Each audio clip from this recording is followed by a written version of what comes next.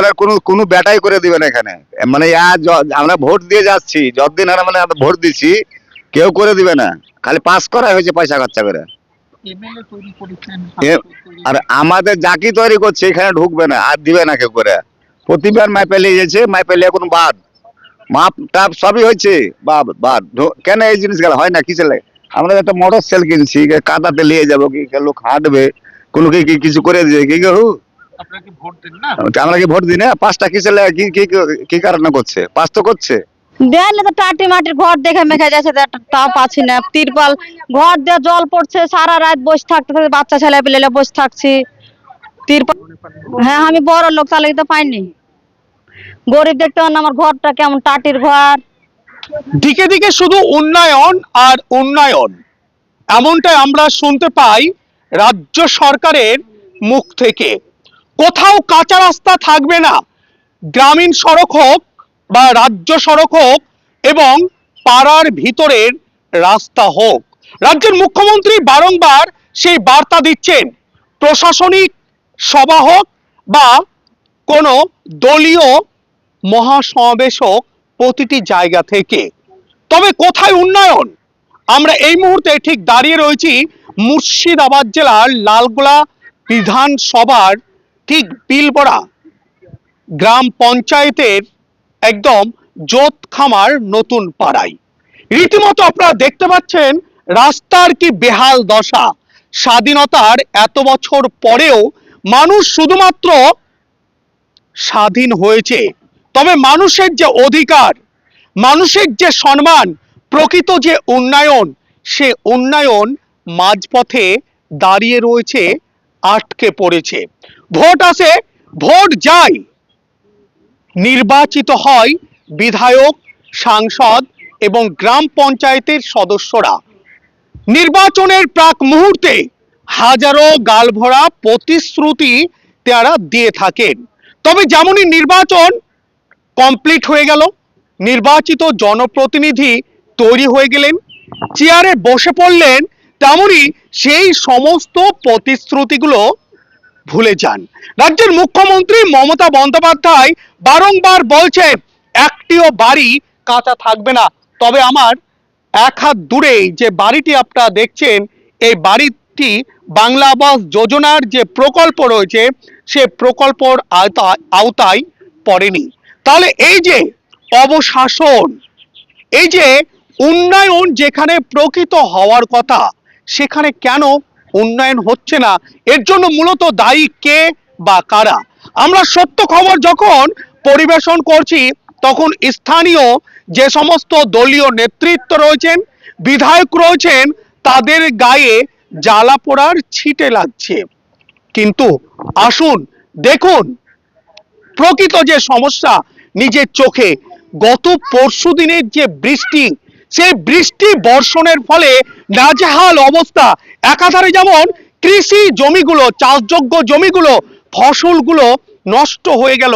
এখনো লালগোলা ব্লকের সহকৃষি অধিকর্তা যিনি রয়েছেন, তিনার কোনো দেখা নেই লালগোলা বিধানসভার বিধায়কের। প্রকৃত পক্ষে জনপ্রতিনিধি হিসাবে আপনাদেরকে নির্বাচিত করা হয়েছে, তারপরও কেন এই বেহাল দশা? মানুষজন বলছে আমরা দীর্ঘ বছর ধরে ভোট দিচ্ছি, ভোট দিয়ে এমএলএ তৈরি করছি, মেম্বার তৈরি করছি, সাংসদ তৈরি করছি, কিন্তু আমাদের যে উন্নয়ন হওয়ার কথা, সেই উন্নয়ন কোথাও হয়তো মাঝপথে আটকে পড়েছে। জোতখামার নতুন পাড়া গ্রামের মানুষের একটি দাবি যে আমাদের এই রাস্তা সঠিকভাবে সংস্কার করা হোক। মানুষজন এটি শখে, এটি আনন্দ উপভোগ করার জন্য একটি বাইক ক্রয় করেছেন অনেক কষ্টে, কিন্তু সে বাইকটি নিয়ে সময় অসময় বাড়ি থেকে বেরোতে পারেন না। মানুষ খুব উগরে দিচ্ছেন, এখনো পর্যন্ত কেন? একের পর এক জনপ্রতিনিধি নির্বাচিত হয়েছে, ইলেক্টেড করা হয়েছে, তারপরেও কেন উন্নয়ন নেই? আমরা রয়েছি এন বাংলা, সদা সর্বদা সত্যের পক্ষে, নির্ভীক কণ্ঠে আওয়াজ তুলে যাব। কি বলছে বিলবড়া কোপড়া গ্রাম পঞ্চায়েতের জোতখামার নতুন পাড়া গ্রামের মানুষ, তাদের কি কি সমস্যা হচ্ছে, তারাই বা কি চাইছে, চলুন আমরা তুলে ধরবো অ্যাডভান্স নিউজ বাংলার পর্দায়। ক্যামেরায় রয়্যাল মন্ডলের সাথে আব্দুস সামাদ। তারা কোনো কোনো ব্যাটাই করে দিবে না এখানে। মানে আমরা ভোট দিয়ে যাচ্ছি, যতদিন আর মানে আমরা ভোট দিচ্ছি, কেউ করে দিবে না।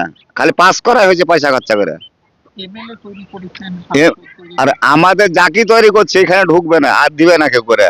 প্রতিবার মাইপে নিয়ে যাচ্ছে, মাইপে নিয়ে এখন বাদ, মাপ টাপ সবই হয়েছে, বাদ কেন এই জিনিসগুলো হয় না? কিসের লাগে? আমরা একটা মোটর সাইকেল কিনছি, কাদাতে নিয়ে যাবো, কি লোক হাঁটবে, কোনো কি কিছু করে দিয়ে কি কেউ?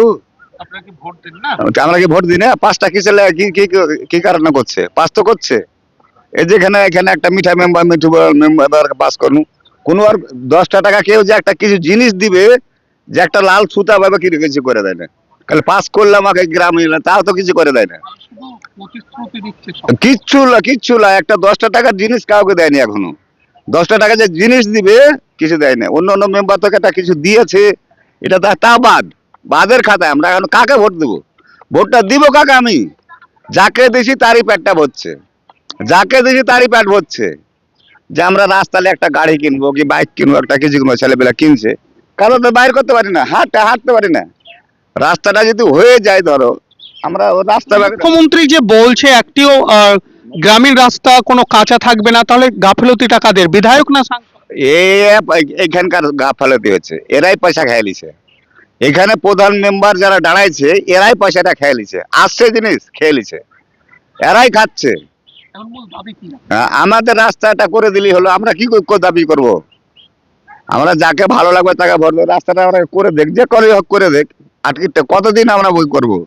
আজ ধরো না 30-40 বছর এই জিনিসটা পড়ে আছে। সব জায়গাতে রাস্তা হয়ে গেছে, সব জায়গাতে রাস্তা হয়ে গেছে, কোনো গলিবাদ নাই।